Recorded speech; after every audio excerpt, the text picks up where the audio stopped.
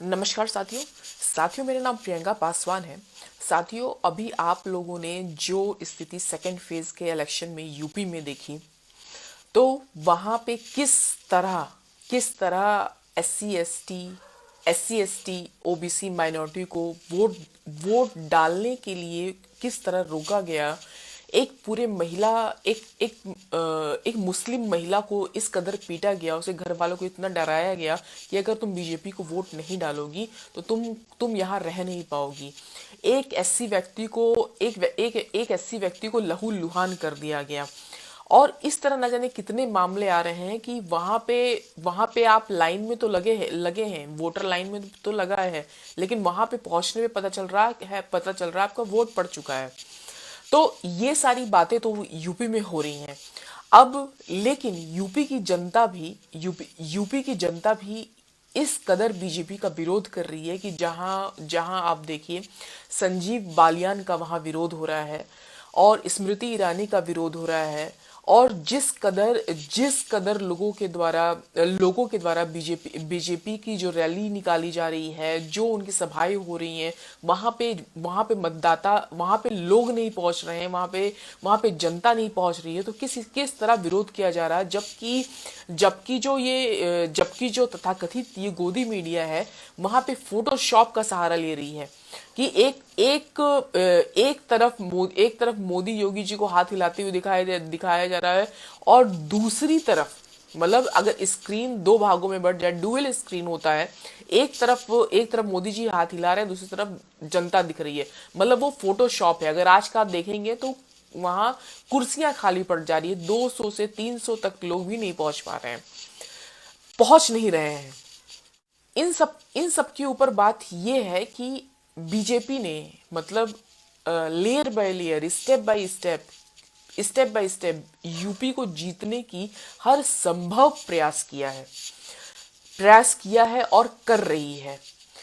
कुछ विश्वसनीय सूत्र हैं हमारे पास में, सरकारी संस्था में है और उनके इलेक्शन ड्यूटी में लगा हुआ है। हम लोग को पता चल रहे हैं, कुछ लोग बता रहे हैं कि ठीक है, नाम नहीं बताइए। सूत्रों से ये बातें पता चली हैं कि पहले वोट, मतलब बीजेपी पहले ही मैंने आप लोगों को एक वीडियो में बताया था कि बीएलओ को ये कहा गया है कि हर विधानसभा सीटों से 20,000 वोट कट जाने चाहिए। मतलब जो गैर बीजेपी वोटर है, उनका वोट पड़ना नहीं चाहिए। तो ये कैसे संभव हो रहा है। एक तो सबसे पहले जब वहाँ 2019 में भी जब इलेक्शन हुआ था, तब भी ये था, और अभी भी ऐसा बीजेपी द्वारा कंटिन्यूस ये प्रोसेस है। तो हो ऐसा रहा है कि पहले जैसे कि ईवीएम मशीन को पहले 10 वोट उसमें दिए जाते थे कि हाँ ठीक है, तो फिर ईवीएम मशीन खाली करके उसको सील किया जा रहा था।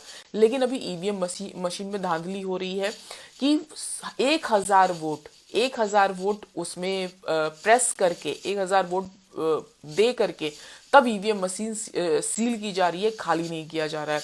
दूसरा, जो पोस्टल बैलेट, जो कि पोस्ट के जरिए आते हैं, उसको बीजेपी ने पूरी तरह हथिया लिया है, यानी वो उन्हीं के उसमें हक में ही आएगा वोट।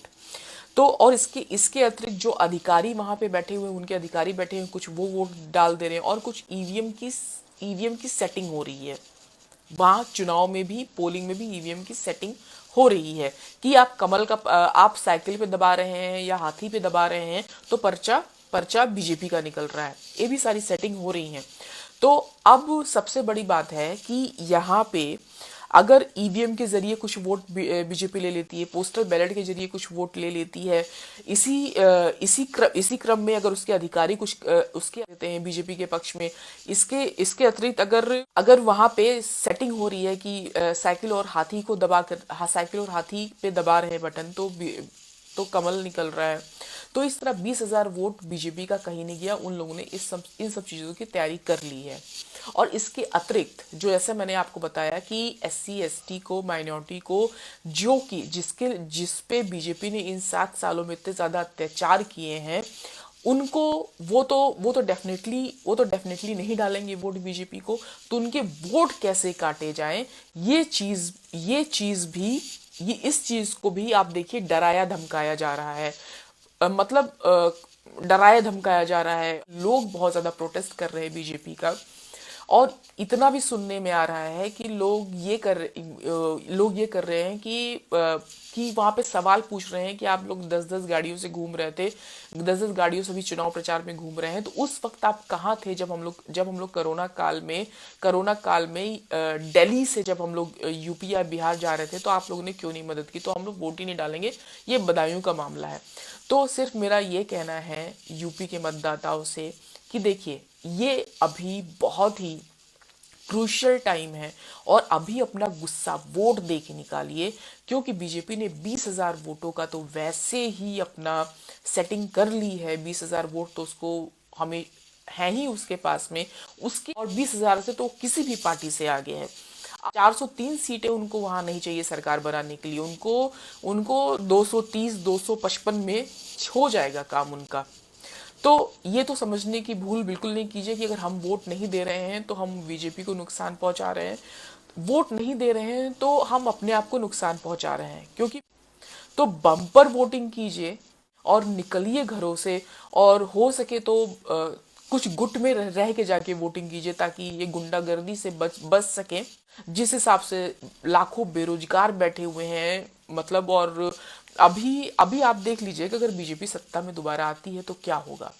अभी शाहजहांपुर में, वहां पे एक शाहजहांपुर में बूथ लेवल के सपा के थे, उनको गोली मार दी गई। क्या आप लोग को लग रहा है कि सिलेक्शन टाइम पे भी SC ST OBC माइनॉरिटी पे क्या अत्याचार कम हुए हैं? अभी का एक है न्यूज कि एक मुस्लिम लड़के को हिरासत में उसकी मौत हो गई है। उन्नाव का आप केस जानते ही। अब कुछ लोग ये कहेंगे कि वो सपा का बंदा था, लेकिन अखिलेश यादव ने ये कह दिया है कि वो उसके पिताजी सपा में थे, और 4 साल में उनकी मौत के बाद से उसका कोई भी कनेक्शन नहीं है सपा से, और जो दोषी है वो योगी आदित्यनाथ के साथ एक फोटो में दिखाई पड़ता है। वहीं मायावती जी के भी इंटरवेंशन से ये संभव हो पाया है कि जो लड़की है, जो बेटी है, दलित बेटी है, उसका दोबारा पोस्टमार्टम होगा। तो यह दोषी कौन है? यहाँ पे तो सरकार, जो योगी की सरकार है, वो लचर दिखाई पड़ रही है। तो दलितों के ऊपर, माइनॉरिटीज के ऊपर, OBC के ऊपर, ST के ऊपर किस तरह के अत्याचार हो रहे हैं इस इलेक्शन में भी। तो यदि अगर बीजेपी की सरकार आती है तो बताइए क्या स्थिति होगी। और जो बेरोजगार हैं वो प्रयागराज से लेकर के बिहार तक में आरआरबी NTPC का तो आप लोगों ने देखा ही होगा, वहां तक उन लोग को पीटा जाता है। प्रयागराज में वो नौकरी मांगने जाते हैं बेरोजगार, तो उनको वहां पीटा जाता है सरकार की पुलिस के द्वारा। इसके अतिरिक्त 29,000 शिक्षक भर्ती देख लीजिए, SSC JD के बच्चे देख लीजिए, चारों तरफ बेरोजगारी, महंगाई फैली हुई है। आप समझ लीजिए, ये डेटा है कि 84 करोड़ पॉपुलेशन को सरकार अनाज देती है, जो गरीबी लेवल के नीचे। इसका मतलब क्या है? किस धरातल में हम लोग पहुंच गए हैं कि हम लोग के देश की आबादी 134 करोड़ है, उसमें से 84 करोड़ को उनको अनाज देना पड़ रहा है, जो गरीबी लेवल के नीचे में है। तो क्या स्थिति है? या को बम्पर वोटिंग करनी पड़ेगी, 90% तक वोटिंग कर लिए, 100% तक वोटिंग करिए, ताकि ये जो 20,000 वोट बीजेपी के खाते में पहले से ही है, उस चीज का कोई मतलब ना रह जाए। नेशनल दस्तक की आपसे गुजारिश है कि अगर इसको बचाना चाहते हैं तो नेशनल दस्तक को सब्सक्राइब करने के लिए रेड कलर के सब्सक्राइब बटन को दबाएं, फिर बेल आइकन की घंटी दबाएं। नेशनल दस्तक को बचाने के लिए बहुत जरूरी है कि हर खबर को शेयर करें, लाइक करें, कमेंट जरूर करें।